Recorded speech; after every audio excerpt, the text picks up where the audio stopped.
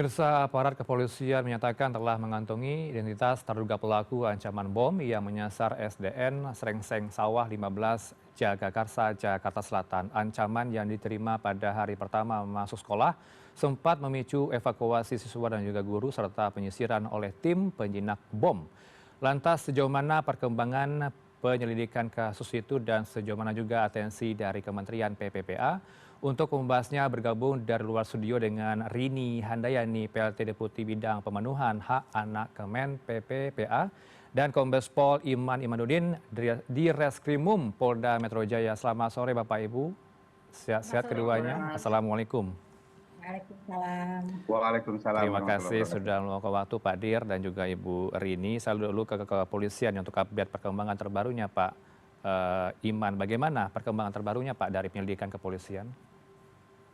Setelah kami menerima laporan terkait dengan dugaan teror melalui WhatsApp ke sekolah di SDN Srengseng, selanjutnya tim kami melakukan olah TKP dan tentunya yang terlebih dahulu diutamakan adalah evakuasi terhadap anak-anak maupun para pendidik, sehingga keselamatan mereka yang kami utamakan terlebih dahulu.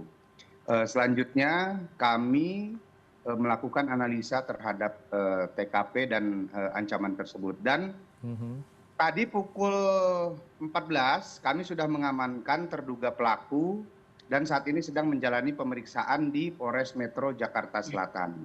Ya. Satu orang pelaku yang mengirimkan ancaman teror kepada guru dan saksi yang ada di sekolah tersebut sudah kami lakukan penangkapan dan kami amankan di Polres Metro Jakarta Selatan. Baik, berapa jumlah pelaku dan apa motifnya Pak? Satu orang yang melakukan. Untuk motif dari pelaku sementara ini hasil dari permintaan keterangan terhadap yang bersangkutan.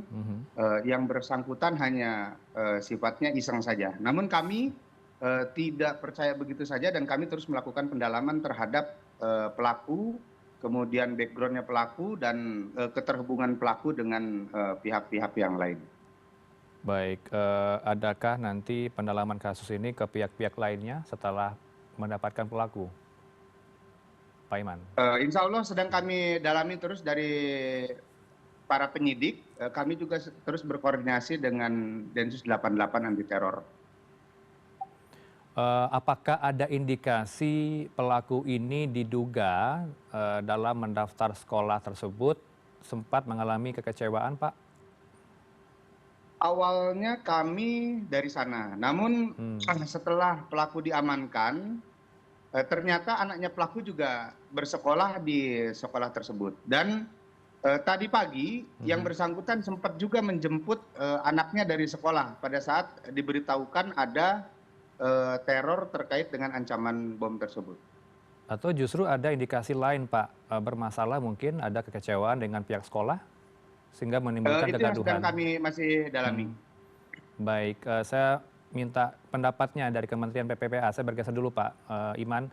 Bagaimana atensi pihak Anda, Bu Rini?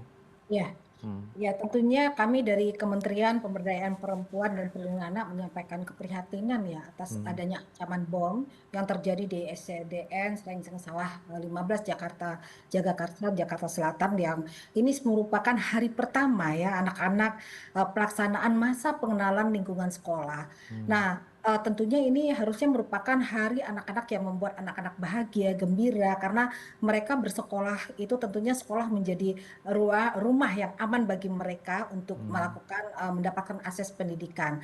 Nah, tapi kami juga mengapresiasi langkah cepat dari aparat kepolisian, kemudian pemerintah daerah dan pihak sekolah yang segera mengutamakan keselamatan anak melalui evaluasi dan pengamanan lokasi. Tadi sudah disampaikan oleh Pak Direktur dan juga tentunya keselamatan anak ini harus selalu menjadi prioritas utama dalam setiap situasi apapun juga.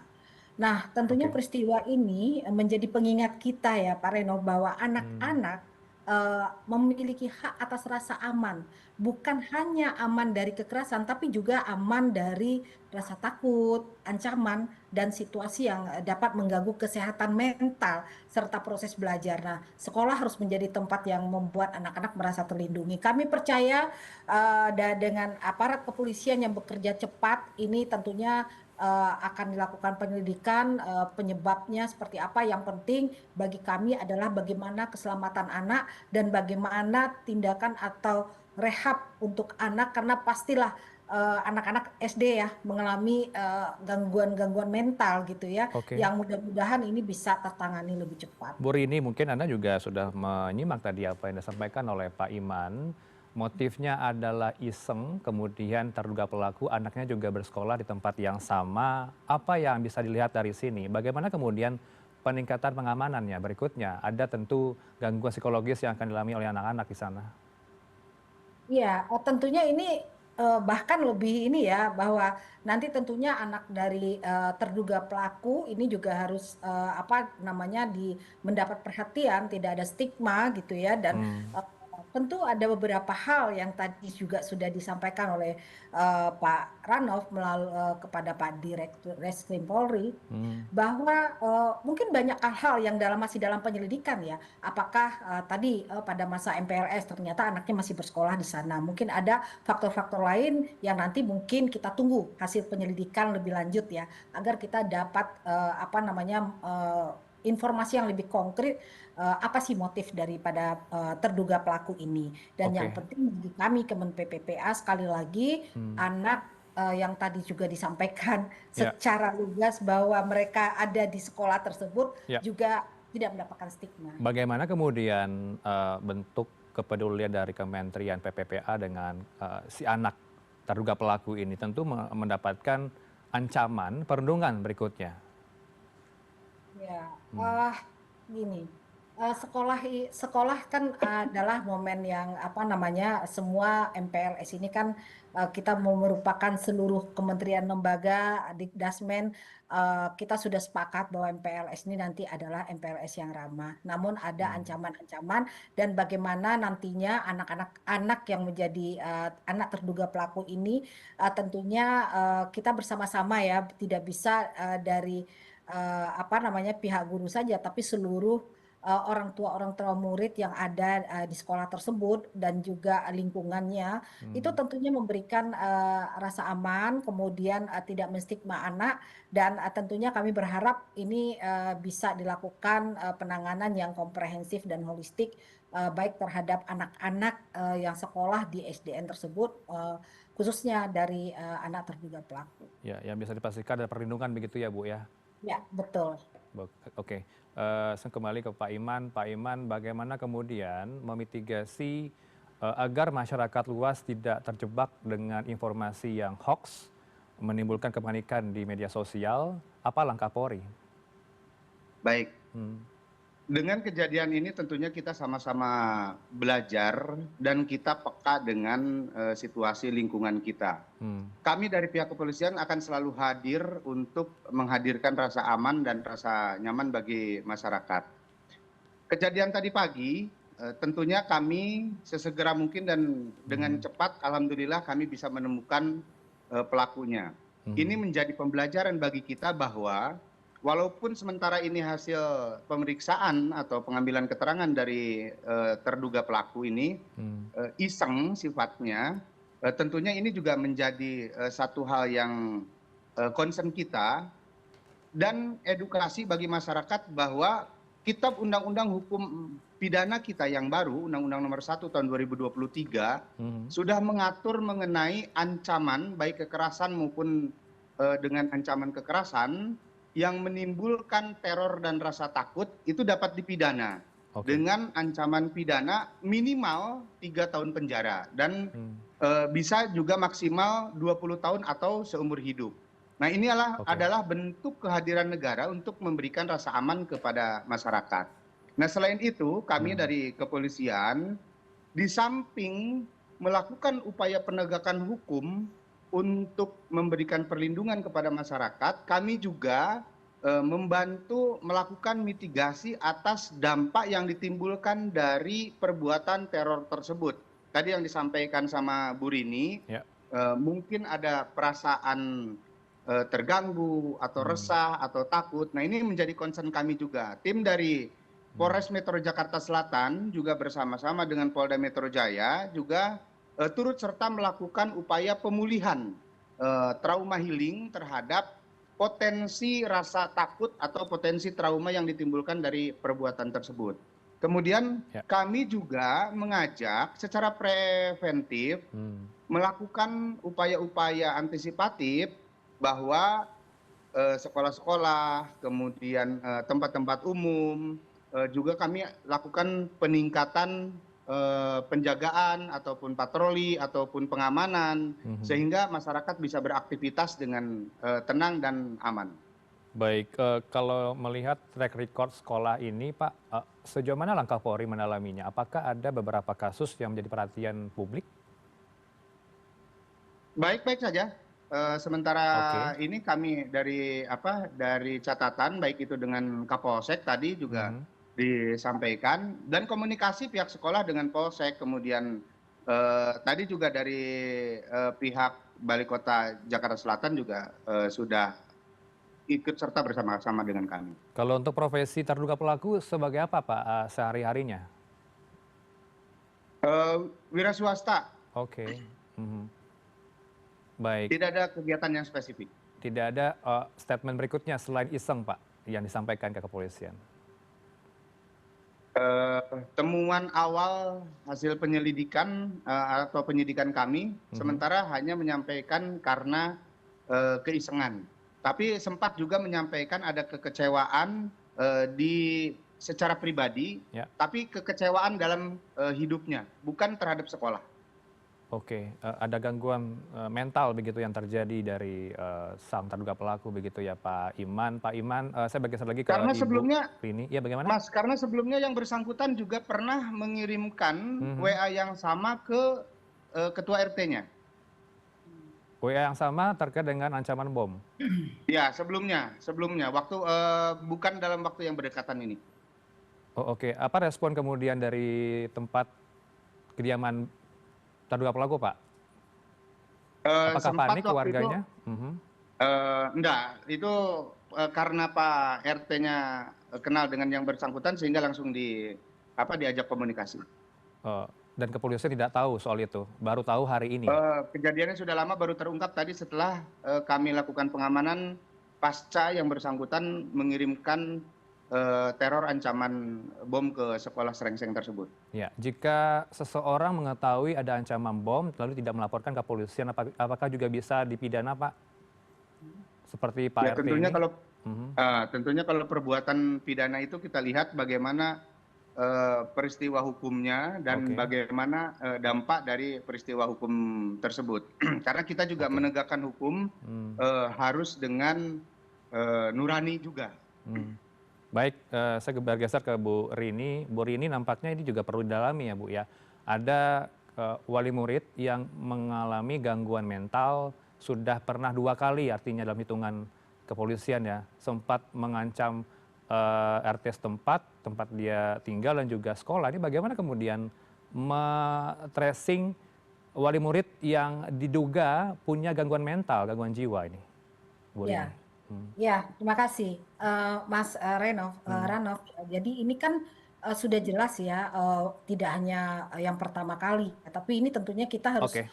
lebih waspada lagi terhadap, anaknya sendiri dan keluarganya. Nah, ini kan juga Mmm. menjadi perhatian kita bagaimana ini juga, tidak hanya anak-anak yang ada di lain, tapi anak dari keluarga, terduga tadi juga harus, kita memberikan perhatian khusus, jangan jangan sampai ada terjadi hal-hal yang tidak diinginkan, karena Baik. dia adalah orang terdekat dengan pelaku. Nah, Mmm. kemudian, yang lain saya juga ingin mengajak nih, Mmm. karena ini adalah hari pertama anak masuk sekolah dan ini benar-benar merupakan fase adaptasi yang paling penting bagi anak. Nah, Ya. bahkan negara bahkan memberikan bantuan khusus ya, Mmm. memberikan perhatian khusus melalui kebijakan yang mendorong orang tua untuk mendampingi anak pada hari pertama sekolah. Nah, saya di SD ini mudah-mudahan ada orang tua juga yang mendampingi anak. Nah, terus nanti jangan sampai nanti bagaimana orang tua ikut juga memberikan memberikan perlindungan, memberikan rasa aman. Jadi sehingga membuat anak pertama kali tidak merasa takut gitu ya, tidak merasa trauma untuk masuk sekolah. Nah, karena surat edaran dari Menpan RB ini juga memberikan fleksibilitas ini bagi ASN karena pentingnya tumbuh kembang anak ya, bagaimana perlindungan anak, pemenuhan hak anak, bonding anak, Hmm, sehingga cita-cita kita untuk mewujudkan Indonesia Emas 2045 itu akan terwujud. Namun dengan adanya yaitu salah satunya dengan mengantarkan anak sekolah ya. Nah, namun dengan adanya kejadian ini mudah-mudahan kita lebih waspada karena untuk melihat adanya gangguan mental pada seseorang itu memang harus ada ahlinya yang akan hmm, bisa melihat.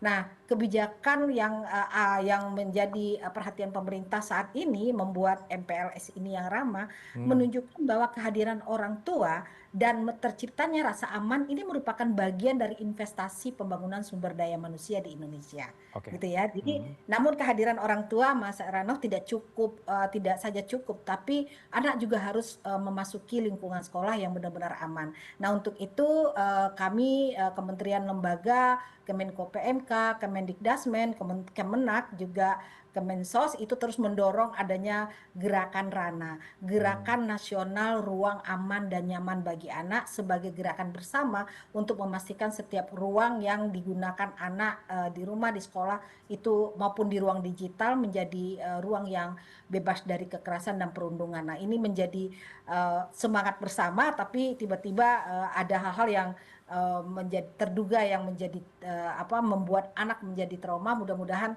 dengan kejadian ini ada hal yang kita harus mengangkat aspek positif, hmm. bagaimana anak-anak tidak merasa takut dan tidak mau pergi ke sekolah. Nah, ini harus menjadi trauma bagi anak-anak, dan tidak mungkin tidak hanya anak yang ada di SDN yang terdampak, tapi juga bagaimana mempublikasikan bahwa sekolah itu adalah ruang yang aman dan nyaman. Oke, Mungkin baik, saya kasih juga closing statement untuk Pak Iman. Silakan Pak, apa yang dikerjakan berikutnya dengan kejadian ini?